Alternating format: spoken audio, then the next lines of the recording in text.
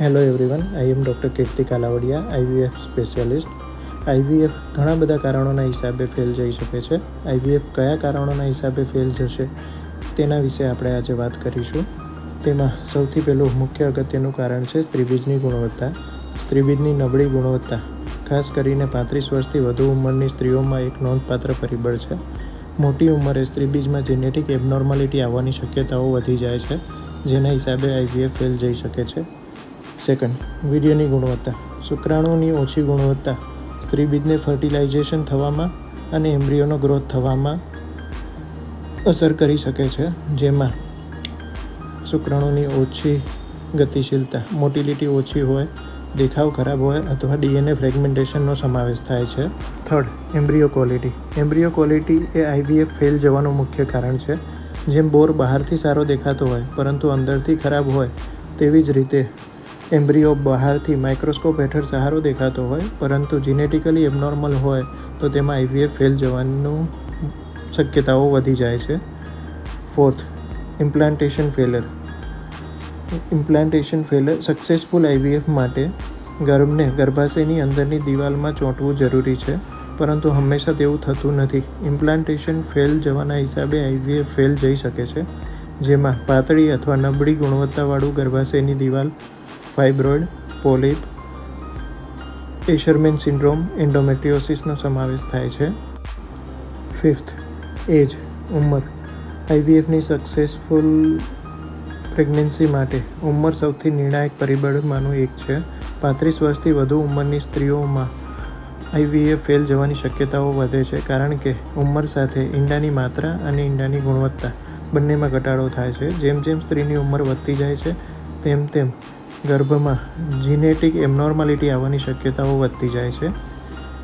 Sixth, અંડાશયનો પ્રતિભાવ. કેટલીક સ્ત્રીઓમાં IVF દરમિયાન સ્ત્રીબીજ મોટા કરવા માટે આપવામાં આવતા ઇન્જેક્શનની અસર ઓછી મળે છે, જેના હિસાબે ઓછા ઈંડા પ્રાપ્ત થાય છે અને સારા એમ્બ્રિયો બનવાની શક્યતાઓ ઘટી જાય છે, જે ઉંમર સાથે વધુ તકલીફ આપે છે. Next, immunity. કેટલાક કિસ્સાઓમાં વધુ પડતી ઇમ્યુનિટી આઈવીએફની સફળતામાં દખલ કરી શકે છે. વધુ પડતા રોગપ્રતિકારક કોષો ગર્ભ અને ગર્ભાશયના અસ્તર પર હુમલો કરી શકે છે અને તેના હિસાબે આઈવીએફ ફેલ જઈ શકે છે. એઇટ્થ, જીનેટિક પ્રોબ્લેમ. કેટલાક કપલમાં જીનેટિક પ્રોબ્લેમ હોઈ શકે છે, જેમ કે સંતુલન સ્થાનાંતરણ, જ્યાં રંગસૂત્રોના ભાગોને ફરીથી ગોઠવવામાં આવે છે. એવી જીનેટિક એબનોર્માલિટીવાળા ગર્ભાશયની અંદર ચોંટવાની શક્યતાઓ ઓછી થઈ શકે છે અથવા તો પશુવાવડનું જોખમ વધી જાય છે, જેના હિસાબે આઈવીએફ ફેલ જઈ શકે છે. Next, hormonal imbalance. ઓછું પ્રોજેસ્ટેરોનનું પ્રમાણ હોય તો બાળકને અંદર ચોંટવામાં તકલીફ થાય છે અને પીસીઓડી જેવા હોર્મોનલ ઇમ્બેલેન્સવાળી તકલીફોમાં પણ આઈવીએફ ફેલ જવાની શક્યતાઓ વધી જાય છે.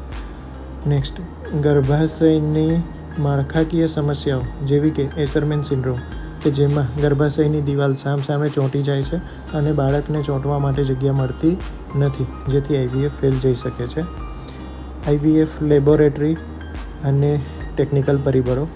જે લેબોરેટરીમાં આઈવીએફ કરવામાં આવે છે તેની ગુણવત્તા આઈવીએફની સક્સેસફુલ પ્રેગ્નન્સી માટે મહત્ત્વની ભૂમિકા ભજવે છે, જેમાં એમ્બ્રિયોલોજિસ્ટ, ટેકનોલોજી અને લેટેસ્ટ ઇન્સ્ટ્રુમેન્ટનો સમાવેશ થાય છે. જેમ લેબોરેટરી સારી, ટેકનોલોજી સારી, તેમ આઈવીએફમાં રિઝલ્ટ મળવાની શક્યતાઓ વધી જાય છે. નેક્સ્ટ, જીવનશૈલીના પરિબળો. અમુક જીવનશૈલીના પરિબળો આઈવીએફની સક્સેસફુલતામાં ઘટાડો કરી શકે છે, જેમ કે સ્મોકિંગ. સ્ત્રીબીજ અને શુક્રાણુની ગુણવત્તાને ધૂમ્રપાનના હિસાબે તકલીફ થઈ શકે છે અને ગર્ભાશયની અંદર ચોંટવાની શક્યતાઓ ઘટી જાય છે. વધુ પડતું વજન અથવા ઓછું વજન હોર્મોન ઇમ્બેલેન્સ કરી નાખે છે અને બાળકને અંદર ચોંટવામાં તકલીફ કરી શકે છે. આલ્કોહોલ અને ડ્રગ્સ સ્ત્રીબીજ અને શુક્રાણુની ગુણવત્તાને અસર કરી શકે છે, જેથી આઈવીએફ ફેલ જઈ શકે છે. સ્ટ્રેસ. જોકે એકલો સ્ટ્રેસ આઈવીએફને નિષ્ફળતામાં પરિણામ નથી કરી શકતું, પરંતુ વધુ પડતો સ્ટ્રેસ હોર્મોન ઇમ્બેલેન્સ કરી નાખે છે, જેના હિસાબે આઈવીએફ ફેલ જઈ શકે છે. અંડરલાઇંગ હેલ્થ કન્ડિશન જેવી કે બીપી, ડાયાબિટીસ, થાઇરોઇડ જેવી પરિસ્થિતિ આઈવીએફની સક્સેસફુલ પ્રેગ્નન્સીમાં દખલ કરી શકે છે. આઈવીએફ વિવિધ કારણોના હિસાબે ફેલ જઈ શકે છે, જેમાં મુખ્યત્વે ગર્ભની ગુણવત્તા, ગર્ભાશયની અંદરની દિવાલ, ઉંમર, શુક્રાણુ અને સ્ત્રીબીજની ગુણવત્તા મહત્ત્વની ભૂમિકા ભજવે છે. આઈવીએફની નિષ્ફળતાને ચોક્કસ કારણ જાણવા માટે ઘણીવાર ડૉક્ટર દ્વારા વિગતવાર રિપોર્ટ કરાવવાની જરૂર પડી શકે છે, અને એ રિપોર્ટમાં કોઈ તકલીફ દેખાય તો નેક્સ્ટ પ્રેગ્નન્સીમાં, નેક્સ્ટ આઈવીએફ સાયકલમાં કયા ઇન્જેક્શન વાપરવા, કઈ વસ્તુનું ધ્યાન રાખવું તે નક્કી કરવા માટે જરૂરી રિપોર્ટ કરવાની જરૂર પડી શકે છે. Thanks for watching.